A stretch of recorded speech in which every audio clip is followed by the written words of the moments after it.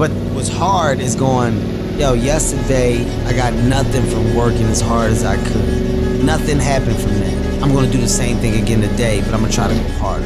That's the hardest thing in the world. To get up every day and give 100% and be in the same position that you were each day, but mentally know that you're trying and trying and trying. That's a real grind. All right, so what we're gonna change over to and what we're gonna talk about is this little guy right here. Now I'm pretty stoked to actually show y'all this piece, because when I found this thing, I was like, dude, I gotta have it. So if you recall, on our Turbo 400, we took a while back, we took a factory dipstick and we changed it into a small little mini dipstick. Now it wasn't as short as I wanted it, and I don't remember what other issues was. It just wasn't, I was not happy with the homemaking one myself. So I stumbled across this on Facebook, actually. Somebody in a Turbo 400 group actually shared this company. And then when I went to their website, I found out that this company actually does like demolition derby stuff. It seems like a lot of demolition derby stuff. So we paid, there's the part number. Let's see, a press-in dipstick. We paid $45 for this thing. So it was $35 for the dipstick and $11 in shipping and handling. There's the name. There's the phone number. You can reach out to them. You should be able to find them if you Google it and find the dipstick. You might also can try that part number right there. As you can see, it got shipped back on the 17th. We bought this thing, let's see here, it doesn't say we bought it. We bought it quite a bit before that. It took a while to ship, I'm going to tell you that. It took, I want to say like, man, a month maybe, or 2 or 3 weeks at least. So what this is this thing presses in using the O-ring, and it's a really nice piece. And then it's basically a AN fitting on the top, okay? So there's your AN bung. Flare, I got to figure out what size that is. And then here's your dipstick. Now on the dipstick, they actually have a mark right there that says full. Let's see if I can get the camera to focus. Okay, right there. So they have already figured out, you order this for your Turbo 400 or your 350. And they give you exact instructions on how to install it.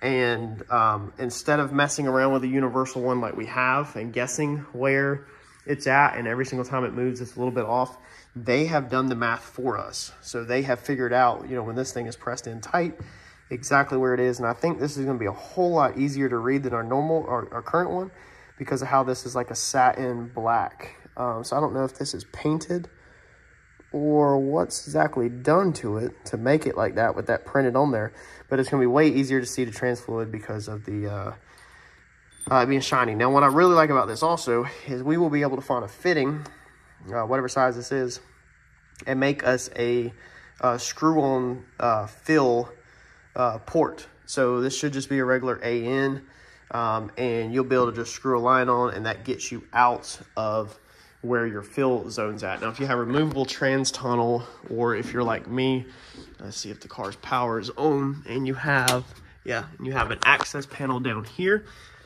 then this is gonna be perfect for you. Obviously, if you don't have an access panel, or you don't have removable trans tunnel or an exposed transmission, then this is not gonna work for you. Now, we built this panel right here a while back on the channel. There's a lot of good videos if y'all want to check out on this car. Like, we've pretty much covered every nut and bolt on this car from the time I started doing YouTube. So that comes right off, and then as you can see, our whole transmission is exposed. I did this because of originally I was having problems with the lines leaking, and I was having a problem getting to that top line and getting it tightened from the bottom of the car. Like, it was just a real pain in the butt. And so I said, you know what, there's nothing that needs to be serviced on this car besides these 2 lines, putting the dipstick in the hole, and you can get to that plug underneath there, but that plug don't ever need to be touched. So I was like, let's cut an access panel. That way it makes it easy for servicing these lines, unhooking it, and my O2 sensor. So I was really big on, you know, the O2 sensor right there, being able to come inside the car and just turn it to replace it, to take it in and out and not have to get underneath the car. So this whole section right here is serviceable from that access panel. So this unit is going to press into there, and then we will be able to fab us a line or hose that we'll be able to route up and out over into this area however we want to do it, where it will be easy to fill and you don't have to fill it down there, because that is a little bit of a pain in the butt not being able to get to it perfectly down there. So what we want to try to do, I think it's gonna be a little tight, but I think we can get this dipstick out of here with the transmission in. Normally we have to put the dipstick in with the transmission going in the car, but I want to say taking it out might be doable. So we're gonna see if we can get this thing out. If we can get this dipstick out with the trans in the car, then we're gonna go ahead and install this little new dipstick. Also gonna clean up your engine bay where you don't have this dipstick here, one less dipstick. Another thing I'm having a problem with on every pass is I don't have the locking dipstick. So after every pass, my dipstick is hanging out like that. It has to be pushed back in. Now we've never had any fluid come out of this thing or anything like that. Randy's this past weekend, his has a lock on it. Somebody didn't lock it, he made a pass and it blew transmission fluid everywhere. But mine, I'm guessing, is not pressurizing as much as his is, and I've never ever had a problem with that. So all mine is 2 8s underneath here that I've got it mounted to the firewall. I'm gonna hook these and see if we can fish this transmission line out of there to put the new one. This right here is gonna be a -8, so we'll need to fab us up a -8 setup to build us a funnel that screws onto there. Right, now I use a little gasket maker on mine, but it does have an O-ring on it. It just sits a little not tight enough for my preference, and I'm sick of leaks, honestly. So it just goes in there just like that, and then it's going to utilize that bolt right there. That's through the pan. So you're going to take that pan bolt out, and you're going to replace that with a longer one that you're then going to use a nut and washer on the top of it. You're just going to have to order or build a -8 line so that it's really easy to fill the car, because you could even use like a pump if you're pumping it out of a 5-gallon bucket, and just, you know, finger tight on a -8 and pump down your quarts or your gallons or whatever, however much goes in your transmission, and fill it up like that. So overall, I'm stoked. It gets one more piece out the engine bay, and I think a lot of y'all like it too, because it looks super clean. Now we're gonna have to run to the hardware store tomorrow probably to get a bolt. I'm gonna drop the pan bolt here in a second and see if I happen to have one in the toolbox in there.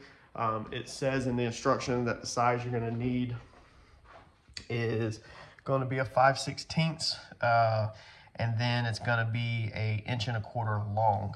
And like I said, that's gonna go all the way up through there, and then you'll put a nut and washer on top of it. Honestly, with me putting that gasket maker on there and pushing it in there, I just put a little around the top of it. I didn't put it like on the shoulder of it or anything, because I don't want it to be impossible to get out. So the O-ring still does not have any gasket maker on it. It's just right there around the top where it meets the case. Just that on there, once that dries, that might be plenty fine, honestly. But easy enough to stick a bolt through there, a longer bolt, and then just add a nut and a washer from the top. You just gotta remember, if you ever want to take your pan off, that you gotta also undo that little nut and bolt. Let's throw this on there. Whenever I was looking down in there to put that piece in there, I could see that my trans fluid is literally like right there at the top of the pan, which is, from what I hear, when it's cold, is pretty much where you want it, is what I hear some people saying. I could be wrong, but that's what I've heard a couple times. So we're gonna screw this piece in, and then all we gotta do is put a nut and bolt in it, and that thing is wrapped up. So one little dip in the transmission, and you can see that the shininess is super easy to read. You can see that it's right there at that line where it says it's full. It's up past it on that side, but you can see it's on that side. It's about to drip on my roof. Look at that.